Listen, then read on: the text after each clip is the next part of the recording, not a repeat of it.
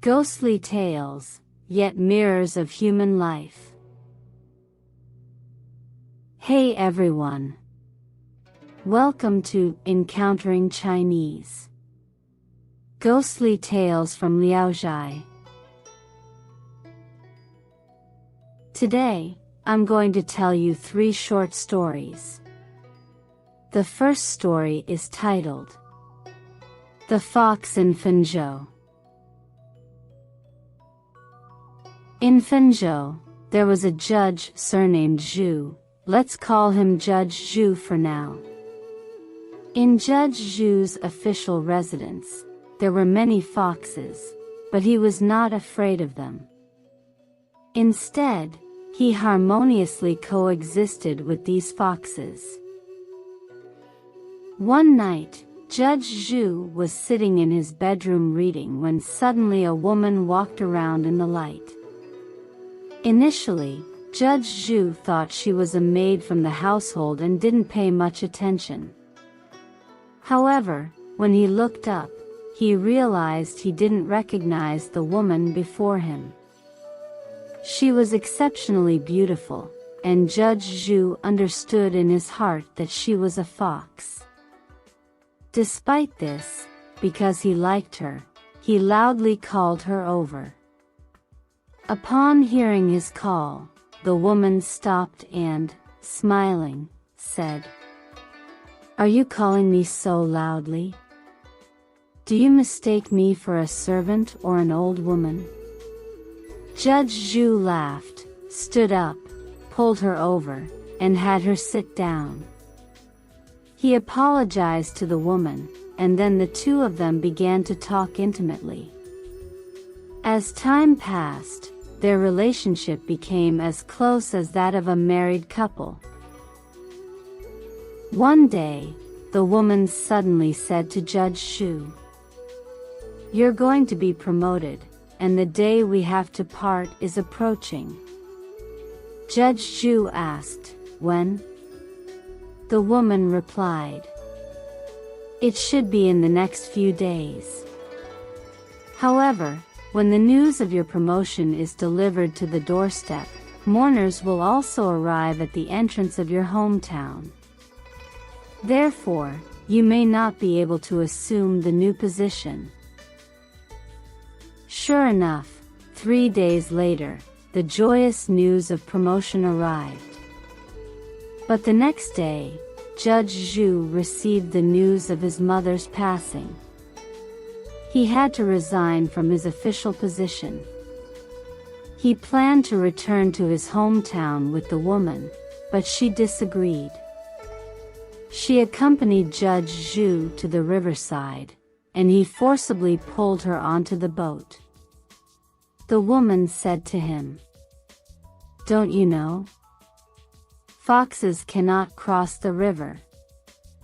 Unwilling to part with the woman, Judge Zhu stayed by the riverside. At that moment, the woman suddenly said she needed to leave for a while to visit an old friend.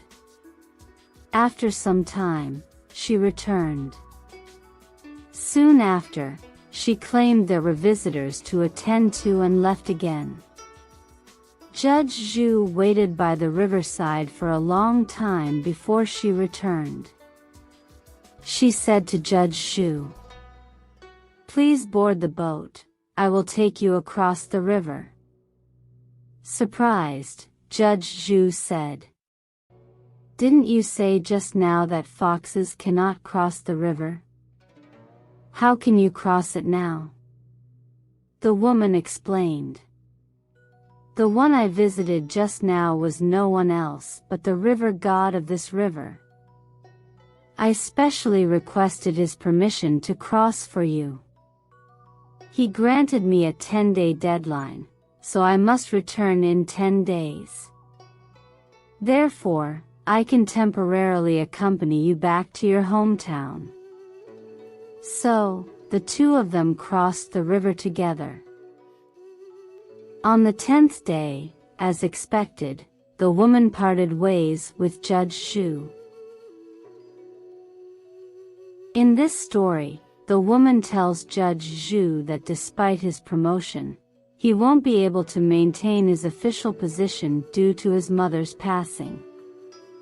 This is because, in ancient China, filial piety was a crucial indicator of a person's character. Typically, ancient officials had to observe a 3-year mourning period when a close relative passed away. During these 3 years, as a junior member of the family, they were prohibited from bathing, engaging in marital relations, listening to music, cutting their hair, consuming alcohol or meat, and holding an official position in the imperial court. According to customs, they couldn't even reside in their homes but had to live in a thatched hut near the family grave. Therefore, some officials, despite their youth, had to return to their hometown to observe mourning for their relatives. During this time, others would take over their official positions. Additionally, the woman mentioned that foxes cannot cross the river. This legend originates from the ancient Chinese divination book, I Ching. According to the book, when a fox crosses the river, its tail becomes wet, adding weight and causing it to move slowly. In the face of predators during this vulnerable moment, it becomes highly dangerous. This can also be understood as a metaphor for individuals needing to be mindful of their capabilities. If they act recklessly, they may encounter troubles. The second story is titled Magistrate of Wu County. In Wu County, there was a county magistrate whose name had been forgotten by the people. This magistrate was known for his integrity during his term and had a good reputation in the local community. In Wu County, the custom of venerating the city god was deeply ingrained. People would carve wooden statues of city god, adorned with splendid clothing and even equipped with mechanisms that made the statue move like a living being. During city god's birthday, the locals would pool money to organize a temple fair. They would parade through the streets, carrying the city god statue, accompanied by various flags, banners, and ceremonial items. The streets would be lively, filled with people and the festive atmosphere. This celebration of city god's birthday had become a customary event, and the people, year after year, would organize it with great diligence. One day, the county magistrate encountered the procession while he was out. He stopped his carriage to inquire, and the commoners explained the situation to him. Upon further inquiry, he learned that such celebrations cost the people a significant amount of money.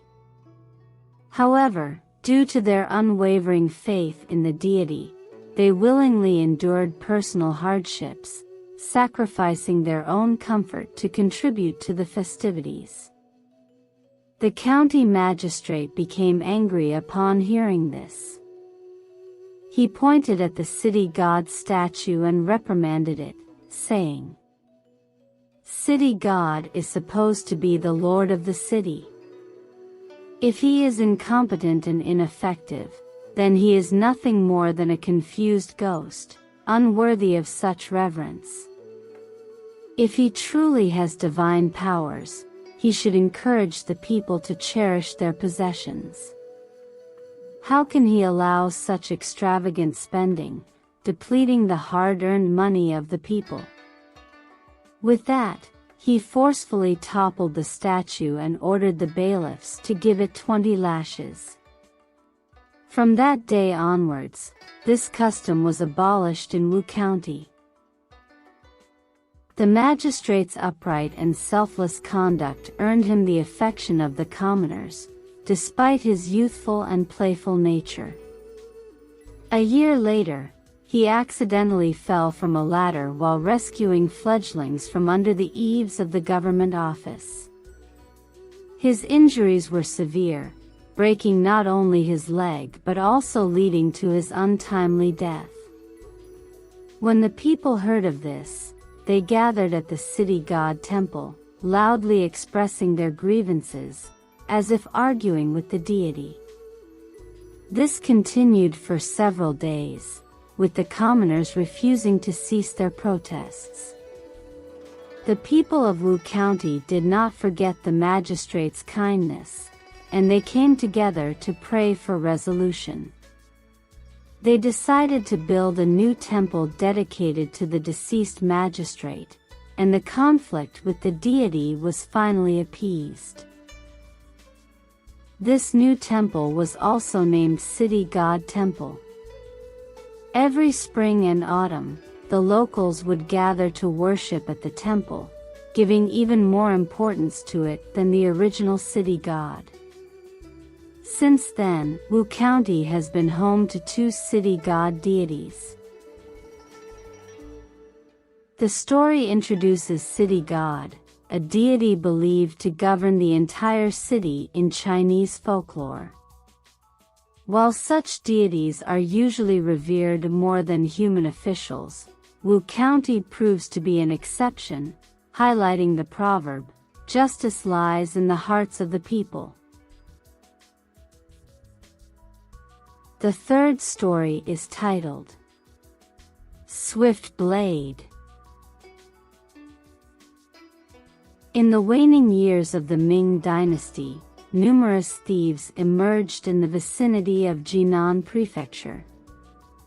Various counties and towns deployed a large number of official troops to handle the situation, and their method of dealing with the thieves was quite straightforward. Once caught, they were executed. The region of Zhangqiu, in particular, had a high concentration of thieves. Among the soldiers stationed there was an individual whose blade was exceptionally sharp. Each time he beheaded someone, the knife would cleanly slice through the bone gap at the neck, showcasing a precise and swift technique. One day, the official troops in Zhangqiu captured over a dozen thieves and were preparing to escort them to the execution ground. Among the captured thieves happened to be someone who knew this particular soldier. He hesitantly spoke to the soldier. "I've heard your blade is the quickest, and you never strike twice when beheading. I implore you to be the one to end my life." The soldier responded, "All right. Pay close attention and stay right by my side. Do not wander off." So, the thief closely followed the soldier to the execution ground. During the execution, the soldier made a single swift motion with his blade, cleanly severing the head of the thief. The head rolled a few steps away from the body, continuing to spin. Surprisingly, even as it rolled away, the head loudly exclaimed, "What a fast blade!" All right. That's all for today's ghostly tales. The Fox in Fenzhou, Magistrate of Wu County, and Swift Blade. If you enjoyed it, please give it a thumbs up and subscribe. Please also encourage everyone to comment and share more. We'll see you in the next episode.